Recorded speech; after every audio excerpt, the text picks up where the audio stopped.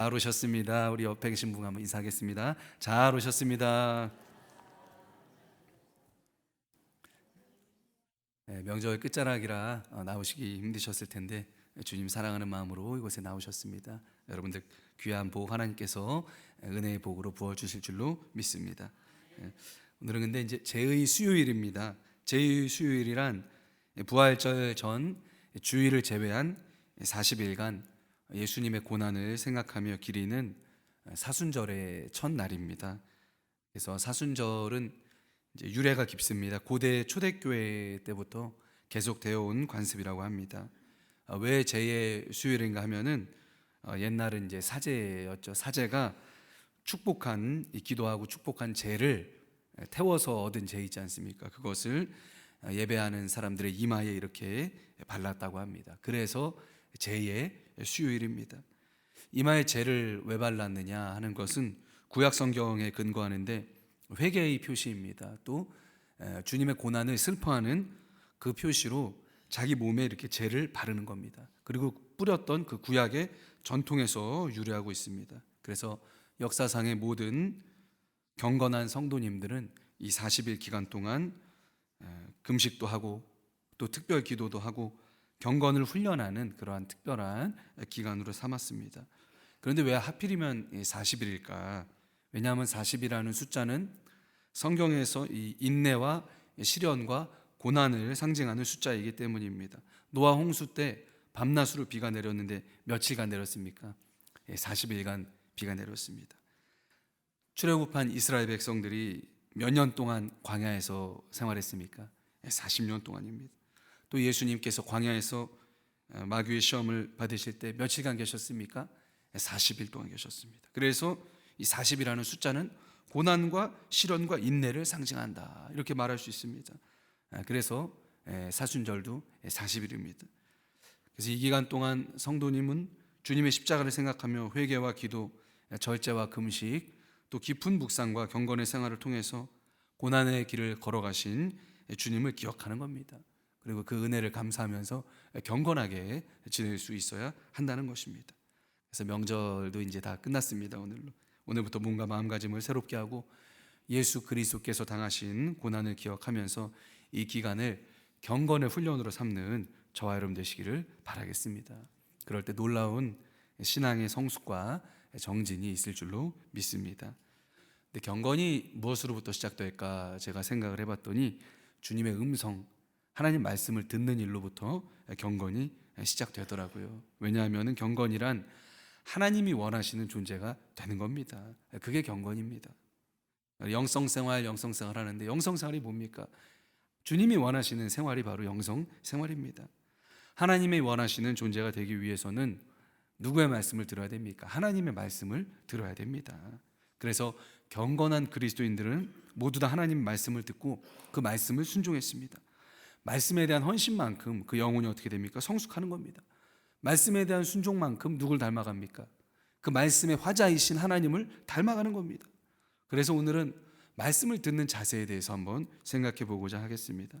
어떤 일이든지 자세가 굉장히 중요합니다. 자세가 올바르면 성과가 나옵니다. 지지부진한 자세로 임하면 어떤 일도 진보가 없습니다. 말씀도 그와 같습니다. 오늘 말씀을 듣는 자세에 대한 배움이 우리 모두의 영적 진보에 큰 도움이 되시기를 먼저 예수님 이름으로 축원을 드리겠습니다. 가장 먼저 우리는 하나님 말씀을 어떻게 해야 됩니까? 사랑해야 합니다. 우리 한번 따라해 보겠습니다. 말씀을 사랑해야 합니다. 오늘 시편 기자는 말씀에서 이렇게 이야기하고 있습니다. 97절입니다. 내가 주의 법을 어찌 그리 사랑하는지요, 내가 그것을 종일 작은 소리로 읊조리나이다. 주의 법을 어찌 그리 사랑하는지요. 근데 여기서 주의 법이라고 할 때 주의 법이라는 단어는 히브리어로 토라입니다. 토라가 뭔지 다 아시죠? 모세오경입니다. 그런데 콕 집어서 모세오경만 이야기한 게 아니고 넓게 보면은 하나님의 입술에서 나오신 모든 말씀을 상징적으로 이야기를 하는 겁니다. 그걸 유대인들은 토라 이렇게 이야기를 했습니다. 읊조리다라고 번역된 단어는 시하흐라는 히브리어인데 뜻은 묵상하다입니다. 그런데 이 단어가 의미하는 바는 머릿속에 뭔가 인이 박혀서 그것으로부터 헤어나오지 못하는 상태를 의미합니다. 우리에게 마치 큰 근심과 걱정이 있을 때 어떻게 합니까? 우리가 잠잘 때도 생각나고 밥 먹을 때도 생각납니다. 우리 마음속에 머릿속에 박힌 근심과 걱정이 있으면 헤어나오지 못하는 겁니다. 계속해서 그 생각이 내 마음을 지배하고 내 머릿속을 지배하는 겁니다. 그 상태를 의미하는 단어입니다. 그러니까 내가 주의 말씀을 사랑해서 읊조리는데 하나님 말씀이 내 마음속에 내 생각 속에 어떻게 된 겁니까? 인이 박힌 겁니다. 그래서 그 말씀에서 헤어나오지를 못하는 겁니다. 그 말씀이 내 생각과 마음을 지배하는 상태입니다. 그게 뭡니까? 읊조리다라는 겁니다. 개역개정은 읊조리다라고 번역을 했는데 표준세 번역이나 다른 번역 보니까 생각하다, 마음에 두다, 영어 성경도 마음에 두다 이렇게 번역을 했더라고요. 그런데 저는 개역개정 우리 표현이 가장 마음에 듭니다. 왜냐하면 읊조리다라는 우리말 동사는 이런 뜻이 있습니다. 뜻을 음미하면서 낮은 소리로 시를 읊다 이런 의미 있습니다. 의미가 비슷합니다. 우리 청소년들이 어떤 그 가수에 빠지면 어떡합니까? 그냥 좋아하는 가수의 음악을 계속해서 귀에 꽂고 이어폰으로 듣습니다. 그리고 어떡합니까? 입으로 줄줄 따라 부릅니다. 그게 읊조리는 겁니다. 마치 우리 청소년들이 노래에 푹 빠져서 그냥 그 노래 들으면서 계속해서 따라 부르듯이 말씀을 계속해서 내 마음에 담고 입술로 계속해서 따라하는 겁니다. 그게 읊조리는 상태입니다. 아주 잘 번역한 것 같아요. 저는 개정 성경이. 우리 아이들이 언제 가사를 읊조리게 됩니까? 그 가사가 너무나 공감이 되고 너무나 나의 이 질풍노도와 같은 마음을 잘 표현해 줄 때 너무 좋아서 귀에 꽂고 계속 읊조리게 됩니다. 마치 그것과 같다는 겁니다. 하나님 말씀이 너무나 내 영혼을 울리는 겁니다. 하나님의 말씀이 너무나 나의 공감을 자아내는 겁니다. 그래서 말씀에 푹 빠져 있게 되는 겁니다. 그게 뭡니까? 말씀을 읊조리는 상태입니다. 그 정도로 말씀에 푹 빠져서 헤어나오지 못하는 것, 아주 그냥 푹 말씀에 잠겨 있는 것, 입만 열면 말씀이 주렁주렁 나오는 상태, 그게 바로 말씀을 사랑하는 상태입니다. 여러분 장아찌 아시죠? 장아찌 얼마나 짭니까? 그 간장에 푹 절여 있는, 하나님 말씀에 그렇게 푹 절여 있는 상태, 그게 바로 우리가 말씀을 사랑하는 상태라는 겁니다. 사랑하는 성도 여러분, 말씀을 사랑하시기를 바라겠습니다.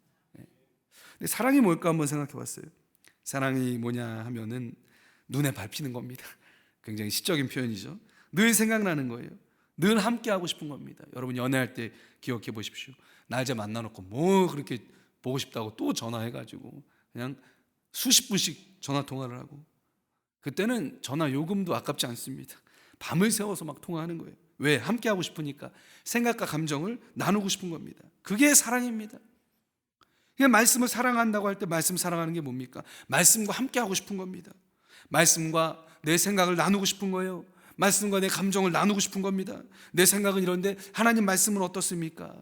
내 마음은 이런데 하나님 말씀은 이 문제에 대해서 뭐라고 말씀하십니까? 내 감정과 생각을 하나님 말씀과 나누고 싶은 겁니다. 교제하고 싶은 겁니다. 제가 가장 좋아하는 시간 중에 하나는 휴일에 여유롭게 차를 마시는 시간입니다. 근데 저는 차를 마시러 갈 때 혼자 갑니다. 만날 사람이 있기 때문입니다. 우리 아내가 오해하면 안 되기 때문에 만날 사람이 누구냐면 성경 말씀입니다. 하나님 말씀입니다. 그래서 저는 따로 시간을 내어서 항상 휴일에는 차를 마시러 갑니다. 한 3-4시간 정도. 그래서 차 한 잔과 함께 이 성경 말씀 묵상하는 시간이 그렇게 즐겁습니다. 그 시간이 그렇게 소중합니다. 제 설교 영감의 대부분은 사무처 책상에서 나오는 게 아니고 이 말씀과 교제하는 그 찻집에서 나옵니다. 하나님 말씀과 이 차를 마시는 이 시간과 돈은 아깝지가 않습니다. 말로 할 수 없게 행복하기 때문입니다. 사랑하는 성도 여러분, 말씀을 늘 생각하시기를 바라겠습니다. 말씀을 늘 읊조리시고 붙잡혀 있기를 바라겠습니다. 그게 바로 말씀을 사랑하는 길입니다. 그런데 만약 우리에게 사랑하는 사람이 있다면 그 사람을 다른 사람 앞에서 숨기거나 이렇게 뒤로 빼거나 그러지 않을 겁니다. 그거는 사랑하는 사람을 굉장히 모욕하는 겁니다. 실례죠. 오히려 어떻게 합니까? 내가 사랑하는 대상이 있으면 막 지인들에게 자랑하고 싶은 겁니다. 여기 내 아내입니다. 내 남편입니다. 지인들에게 소개합니다. 왜? 사랑하기 때문에. 마찬가지 이치입니다. 우리가 하나님 말씀을 사랑한다면 그 말씀을 어떻게 해야 됩니까? 자랑스러워 해야 된다는 겁니다. 말씀이 부끄러우면 안 되는 거예요. 하나님 말씀이 자랑스러워야 되는 겁니다. 왜? 사랑하기 때문에. 그래서 시편 기자는 다음 단계로 넘어갑니다. 다음 단계는 어떤 단계입니까? 말씀을 자랑하는 단계입니다. 그래서 우리는 말씀을 사랑할 뿐만 아니고 말씀을 자랑해야 합니다. 우리 한번 함께 같이 해보시겠습니다. 우리는 말씀을 자랑해야 합니다. 오늘 시편 기자는 말씀을 너무나 자랑하고 있습니다. 다음에 구절들을 보겠습니다. 98절부터 100절입니다. 주의 계명들이 항상 나와 함께하므로 그것들이 나를 원수보다 지혜롭게 하나이다. 내가 주의 증거들을 늘 읊조림으로 나의 명철함이 나의 모든 스승보다 나으며 주의 법도들을 지킴으로 나의 명철함이 노인보다 나으니이다. 아멘.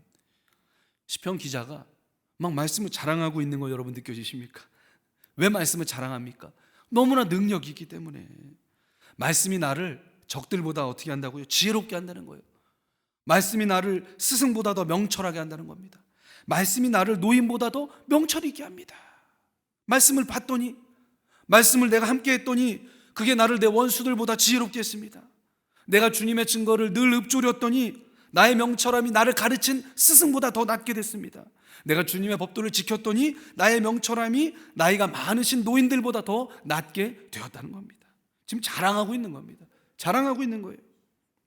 공부해서 얻을 수 있는 건 지식이지만 지혜는 다릅니다. 하나님 말씀은 지혜 자체이십니다. 지혜가 뭡니까? 지식은 영어, 수학 문제를 풀게 해주는 게 지식입니다. 지혜는 뭡니까?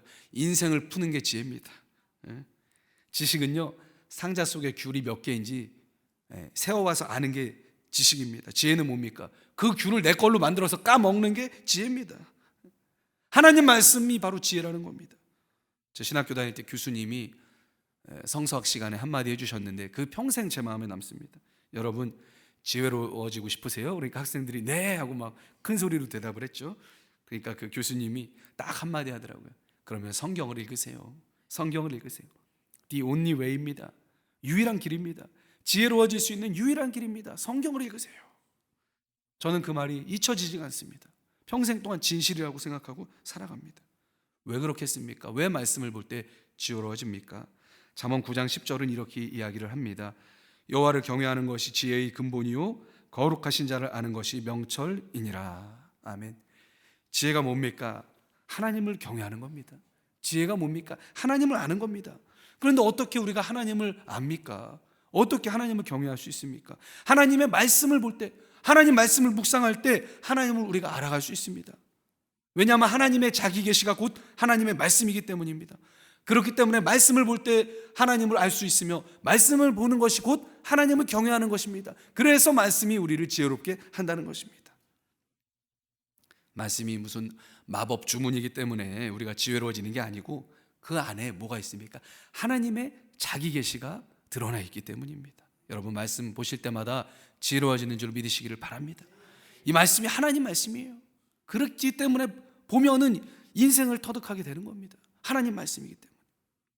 또 우리가 존재론적으로 보더라도 말씀만한 지혜가 없습니다. 왜냐하면 말씀을 볼 때 말씀이 누구를 손가락으로 가리키고 있습니까? 우리 주님이신 예수 그리스도를 가리키고 있습니다. 그래서 말씀을 읽다 보면 누굴 만납니까? 예수님을 만나는 거예요. 예수님을 만나다 보면 어떻게 됩니까? 구원에 이르게 되는 겁니다. 개인의 그래서 존재론적으로 생각할 때도 여러분, 구원보다 좋은 게 있습니까? 구원보다 값진 게 있습니까? 그래서 말씀만한 유익이 없는 겁니다. 말씀만한 지혜가 없는 겁니다. 세상에 구원을 받는 것보다 더한 지혜가 어디 있습니까? 지옥에서 천국으로 옮기는 것보다 더한 지혜는 없습니다. 그래서 하나님 말씀이 최고의 지혜라는 겁니다. 그래서 우리가 말씀이 정말 최고의 능력이다, 지혜라고 믿는다면 말씀을 어떻게 합니까? 자랑스러워할 수밖에 없다는 겁니다. 또 언제 우리가 말씀을 자랑합니까? 이 말씀이 사람의 머릿속에서 나온 것이 아니고 하나님의 입술에서 나온 것이라고 믿을 때 말씀을 자랑할 수 있다는 겁니다. 하나님 말씀은 성령의 감동으로 쓰여졌음을 믿으시기를 바랍니다. 성경 말씀은 일개 사람이 생각해낸 사상이 아닙니다. 사람이 막 연구해낸 결실이 아니라는 겁니다. 성령의 감동으로 쓰여진 것입니다. 거룩한 것입니다. 수십 명의 저자가 기록했지만 통일성이 있습니다. 이런 기적은 사람이 썼다면 나올 수가 없습니다. 성령의 영감으로 성령께서 기록하시고, 하나님 말씀은 하나님이 저자십니다. 인간 그러면 기록한 사람은 누굴까요? 기자라고 하는 겁니다. 기자. 성령의 감동으로 된 거룩한 하나님의 말씀이 바로 성경 말씀인 줄 믿으시기를 바랍니다. 그래서 말씀의 능력을 믿는다는 것은 이 말씀을 주신 하나님의 능력을 믿는 겁니다. 감히 하나님 말씀인데 누가 이 말씀을 무효할 수 있겠는가? 하나님이 말씀하셨는데 감히 누가 아니라고 할 수 있겠는가? 이러한 자세로 우리가 말씀을 자랑하게 된다는 겁니다. 내가 복음을 부끄러워하지 아니하노니 이 복음은 모든 믿는 자에게 구원을 주시는 하나님의 능력이 됨이라. 이 사도 바울의 고백입니다. 사도 바울이 누굽니까? 온갖 철학을 연구한 수재입니다. 헤브라이즘과 헬레니즘, 이 서양의 정신사의 두 주류가 되는 철학에 모두 정통한 게 사도 바울입니다. 하지만 사도 바울이 보기에 복음만큼 능력이 되는 메시지가 없었다는 겁니다.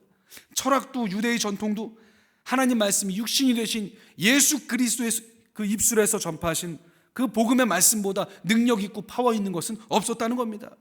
그래서 바울은 다른 모든 걸 다 뭘로 여겼다고 합니까? 배설물로 여긴다. 하나님 말씀만큼 탁월한 게 없기 때문이다. 이 고백이 저와 여러분의 고백이 되시기를 바라겠습니다.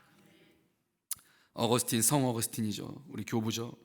말씀을 볼 때 변화됐습니다. 말씀을 볼 때 변화됐어요. 말씀 한 구절을 읽을 때 가슴에서 뜨거운 회개의 눈물, 참회의 눈물이 흘러나오면서 그는 성자가 되었습니다. 변화됐다는 거예요.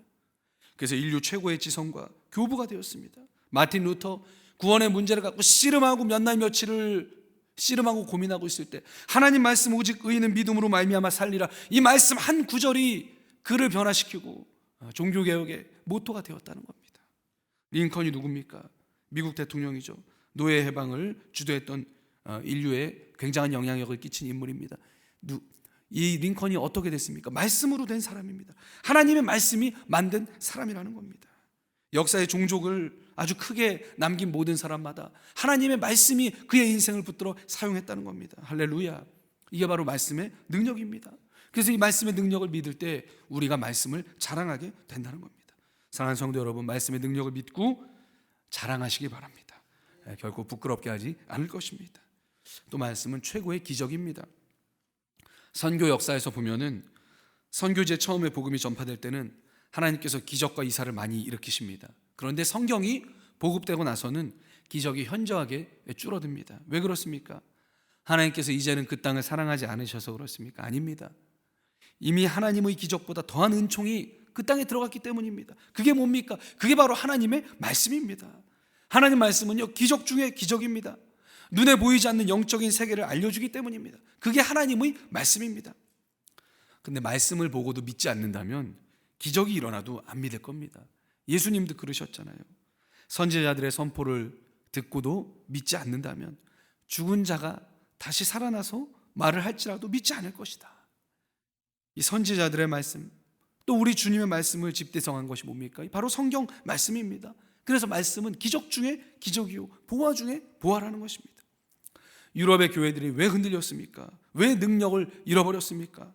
자유주의 신학이 말씀의 권위를 희석시켰기 때문입니다. 말씀의 권위에 물을 탔기 때문입니다. 말씀의 권위에 의문을 제기했기 때문에 유럽의 교회가 흔들린 것입니다. 왜? 교회의 능력과 믿는 자들의 능력은 하나님 말씀의 권위에 기반하고 있기 때문입니다. 그런데 말씀의 권위를 약화시키곤 당연히 교회의 권위가 흔들리는 겁니다. 교회의 능력과 그리스도인의 능력이 없어지는 겁니다.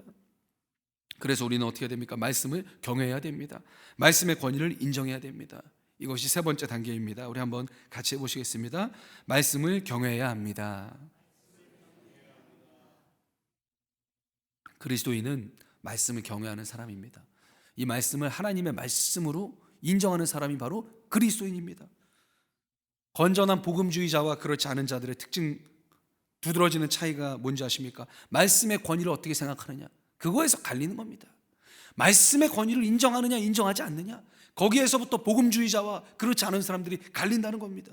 복음적인 그리스도인들은 말씀 아래에서 말씀을 듣습니다. 어디서 듣는다고요? 하나님의 말씀 밑에서 존경하고 경외하는 마음으로 말씀을 듣는다는 겁니다. 하나님의 말씀으로 인정하고 듣는 거예요. 그렇지만 그렇지 못한 자들은 어떻게 하는지 아십니까? 말씀 위에서 말씀을 봅니다. 그게 차이입니다. 감히 하나님 말씀 위에서 말씀을 재단한다는 겁니다. 우리에게 요구되는 자세는 무엇입니까? 바로 하나님 말씀 아래에서 말씀을 듣는 자세인 줄로 믿으시기를 바랍니다. 너무나 많은 사람들이 자신이 하나님 말씀을 판단하려고 합니다. 너무 많은 사람들이 자신이 하나님 말씀을 재단하려고 합니다. 하지만 그것은 옳은 자세가 아닙니다. 옳은 자세는 무엇입니까? 하나님 말씀이 나를 재단하도록 하는 겁니다. 그것이 옳은 자세입니다. 내가 말씀을 읽지만 하나님의 말씀이 나를 읽도록 하는 겁니다. 하나님 말씀이 내 삶의 낱낱 구절 구절을 하나님께서 나를 읽으시도록 하는 겁니다. 주의 말씀이 나를 읽도록 하는 겁니다. 그것이 올바르게 말씀을 대하는 자세라는 겁니다. 중국에 전설적인 무술 사부가 있었다고 합니다. 하지만 자취를 감췄습니다. 하루는 무술을 배우려는 수련생 둘이 허름해 보이는 도장에 들어가서 아주 허름한 옷을 입고 있는 한 사부님께 무술을 배우기 시작했습니다. 한 제장은 스승님 말씀이라면 파수로 매주를 쓴다고 해도 신뢰하면서 하루하루 아주 열심히 수련했습니다. 그런데 또 다른 제자는 사부님 도장도 아주 허름하고 행색도 허름했기 때문에 사부님을 엄청 무시했습니다. 그래서 건성건성 듣고 하라는 대로 하지 않고 자기 마음대로 했습니다. 몇 년이 지나서 천하제일 무술대회가 열렸습니다. 그런데 세상이 깜짝 뒤집히고 놀랄 일이 벌어졌습니다. 이 허름해 보이는 도장의 제자가 내놓으라 하는 무술 고수들을 모두 물리치고 정상에 선 것입니다. 영문을 몰랐던 제자는 그제서야 깨달았습니다. 나를 가르쳤던 그 허름한 옷 입고 있는 스승이 누굽니까? 사라졌던 전설적인 무술 고수였다는 겁니다. 그런데 이상한 것은 한 제자는 우승을 했는데 같이 배웠던 또 다른 제자는 별 볼 일 없이 중간 시합에서 떨어졌다는 겁니다. 왜 그럴까요? 무엇이 문제일까요? 분명 둘 다 전설의 사부님한테 배웠는데 무슨 차이가 있었습니까? 배우는 태도가 달랐던 겁니다. 듣는 태도가 달랐던 겁니다. 그러니까 사부님의 가르침의 능력이 없는 게 아니고 뭐가 능력이 없는 겁니까? 듣는 제자의 자세가 능력이 없는 겁니다. 하나님의 말씀이 이와 같다는 겁니다. 하나님 말씀의 능력이 없는 게 아니고 말씀의 권위를 인정하는 우리의 믿음이 능력이 없다는 겁니다.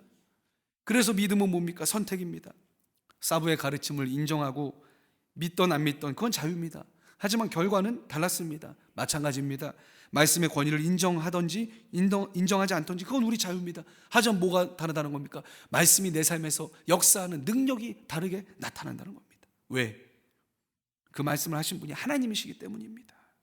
그래서 예수님께서도 믿음을 강조하셨습니다. 내 믿음대로 되리라. 예수 그리스도의 권위를 믿을 때, 그 입술에서 나오시는 하나님 말씀의 권위를 믿을 때 그 믿음대로 우리 삶에서 역사가 나타날 줄로 믿습니다. 그래서 말씀에 대한 믿음은 그 말씀을 하신 하나님을 믿는 겁니다. 사실은 이 말씀을 하나님이 하셨으니까 하나님의 권위와 하나님의 능력을 믿는 겁니다. 그게 바로 말씀의 권위를 인정하는 것과 똑같은 겁니다. 말씀에 대한 경외심이 가득할 때 우리 신앙생활은 어떻게 됩니까? 능력 있는 신앙생활이 됩니다. 반면에 말씀의 권위를 인정하는 믿음이 연약해지면 신앙생활에서 능력이 사라집니다. 사랑하는 성도 여러분, 말씀을 경외하시기를 바랍니다. 그럼 그 말씀의 능력이 여러분의 삶에서 역사할 겁니다. 말씀을 경외하게 되면 끝으로 말씀을 지키는 단계로 넘어가게 됩니다. 그래서 우리의 네 번째 자세는 말씀을 지키는 것입니다. 한번 따라해 보시겠습니다. 우리는 말씀을 지켜야 합니다. 시편 기자는 101절 102절 103절에서 이렇게 이야기합니다. 내가 주의 말씀을 지키려고 발을 금하여 모든 악한 길로 가지 아니하여 싸우며 주께서 나를 가르치셨으므로 내가 주의 규례들에서 떠나지 아니하였나이다. 세상에 그러니까 공짜는 없습니다. 오늘 시편 기자는 말씀을 지키기 위해서 조심하며 애썼다는 겁니다. 발을 금해서 모든 악한 길로 가지 않도록 금했다는 거예요. 또 하나님의 규례를 떠나지 않으려고 막 마음에 붙잡고 있었다는 겁니다. 그랬더니 느껴지는 게 뭡니까? 말씀의 맛이 느껴졌다는 겁니다. 그게 103절입니다. 주의 말씀의 맛이 내게 어찌 그리 단지요 내 입에 꿀보다 더 다니이다. 실천할 때 말씀의 맛을 느끼게 됩니다. 말씀이 얼마나 명철한가 이거를 우리가 말씀을 지킬 때 깨닫게 된다는 겁니다. 그 지혜가 어떤 지혜인지 말씀을 지켜야 우리가 맛보게 된다는 겁니다. 맛있는 케이크는요, 여러분 말로 아무리 설명해도 모릅니다. 어떻게 해야 됩니까? 먹어봐야 알죠. 맛있는 케이크. 말씀의 능력도 그와 같다는 겁니다. 말씀대로 한번 살아볼 때, 내가 눈 딱 감고 하나님 말씀대로 한번 해보겠다, 이렇게 살아갈 때 하나님 말씀의 능력이 어떤 것인지, 그 말씀의 맛이 어떤 건지 알 수 있다는 겁니다. 깨달아 알 수 있다는 거예요. 꿀보다 더 달다. 고대 시대에 꿀보다 더 단 게 어디 있습니까?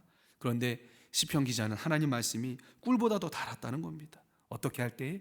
말씀을 듣고 흘리는 게 아니고 말씀을 듣고 지켰을 때, 지키려고 발을 금해서 악한 길로 가지 않고 그 하나님의 규례들에서 떠나지 않으려고 막 몸부림칠 때에, 발버둥을 칠 때에 그 말씀에 마치 꿀맛임을 알게 되었다는 겁니다. 성경을 트집 잡는 사람들의 공통점이 뭡니까? 행하지 않는다는 거예요. 행하지 않으니까 능력을 알 턱이 없습니다. 능력을 체험할 수 없습니다. 허구처럼 생각되는 겁니다. 행하지 않으니까. 그러니까 트집을 잡는 겁니다. 반면에 하나님의 말씀을 듣고 그대로 행한 사람은 말씀의 능력을 체험하고 그 맛을 알기 때문에 말씀을 경외할 수밖에 없게 된다는 겁니다. 자랑할 수밖에 없습니다. 사랑할 수밖에 없게 됩니다. 어떤 똑똑한 IQ 150의 수재가 목사님을 찾아가서 말했다고 합니다. 목사님, 저 다음 주부터 이제 교회 안 나올랍니다. 아유, 왜 그러십니까 형제님? 제가 성경을요 너무 똑똑해서 다 외워버렸거든요. 목사님 한번 물어보세요. 그래서 목사님이 창세기 6장 7절 하니까 입에서 줄줄 얘기고, 시편 119편 하니까 119편 이 긴 거를 줄줄줄 외웠다고 합니다. 그리고 아무리 어려운 문제를 내도 그냥 척척 풀었다고 합니다. 그래서 이 형제가 이제 자랑스럽게 얘기했습니다. 목사님, 저 이만하면 교회 이제 졸업해도 되겠죠? 목사님보다 성경 더 잘 알죠? 그러니까 이 목사님이 말했습니다. 아유, 저보다 더 잘하네요. 그런데 아직 한 가지 풀지 못한 문제가 있습니다. 그것만 풀면 교회 졸업하셔도 됩니다. 그러니까 형제가 눈을 반짝이며 물었습니다. 뭔데요 목사님? 그랬더니 목사님이 말씀대로 사는 겁니다. 말씀은 원래 실천하기 위해서 외우는 것입니다. 100% 형제님이 말씀대로 사시면 교회 졸업하셔도 됩니다.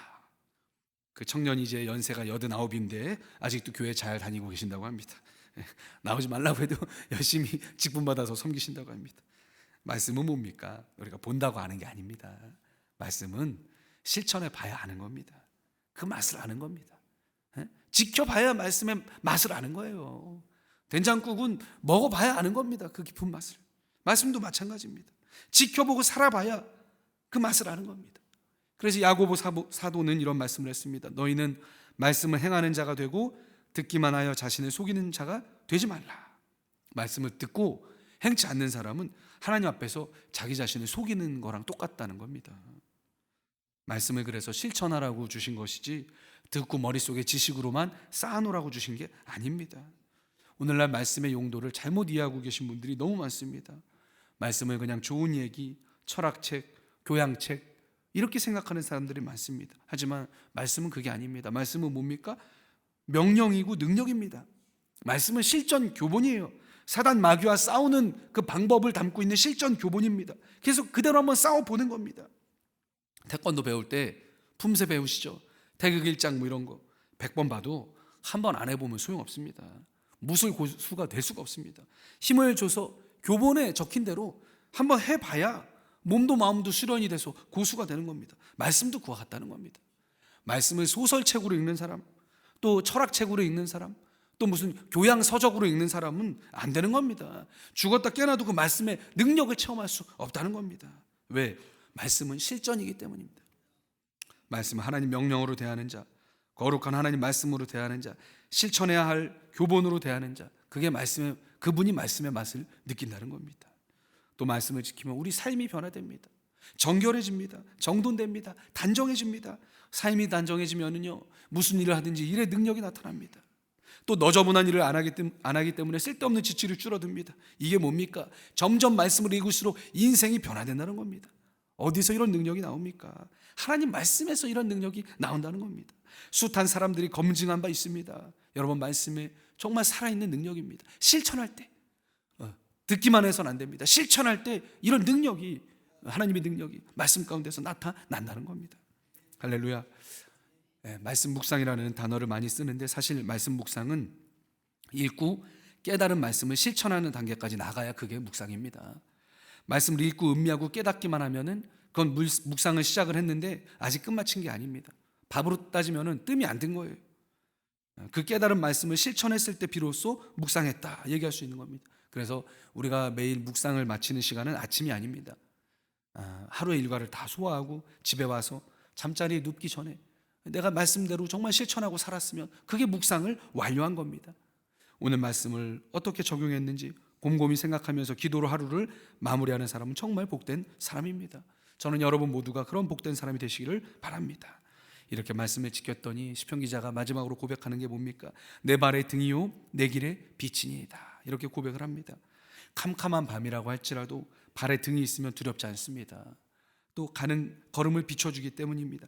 행선지를 모른다고 할지라도 저 길 끝에 빛이 반짝반짝하면 두렵지 않습니다. 그 빛만 따라가면 되기 때문입니다. 그럼 길 잃을 염려가 없습니다. 말씀이 뭡니까? 그런 겁니다. 내 발의 등이고 내 길의 빛이 되는 겁니다. 월삭대 담임 목사님께서 말씀 내비게이션이다 말씀하셨죠. 지도라고 말씀하셨습니다. 그리고 그 지도 위에 성령께서 이렇게 길을 표시해 주면 그 길을 따라가면 우리 인생의 길이 착오가 없게 된다, 오차가 없게 된다. 할렐루야. 저는 그 말씀 100% 동의합니다. 그 말씀처럼 하나님 말씀을 우리 인생의 지도로 삼으시는 저와 여러분 되시기를 바라겠습니다.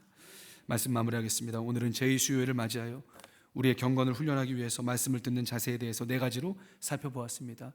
첫째로 말씀을 사랑하시기 바랍니다. 늘 마음에 두고 그 말씀에서 헤어나오지 마시기를 바랍니다. 둘째, 말씀을 자랑하시기 바랍니다. 인간을 구원하고 인생을 변화시키는 그 능력을 믿으십시오. 셋째로 말씀을 경외하시기 바랍니다. 하나님 말씀에서 나온 그 말씀의 권위를 인정하시기를 바라겠습니다. 마지막으로 말씀을 실천하고 지키시기를 바랍니다. 말씀을 실천해서 그 맛이 꿀보다 더 단 것을 체험하시기를 바라겠습니다. 이렇게 할 때 그 말씀이 지도가 되어서 우리를 가장 좋은 길로 인도해 주실 것이고 우리를 승리하는 인생길로 인도하실 것입니다.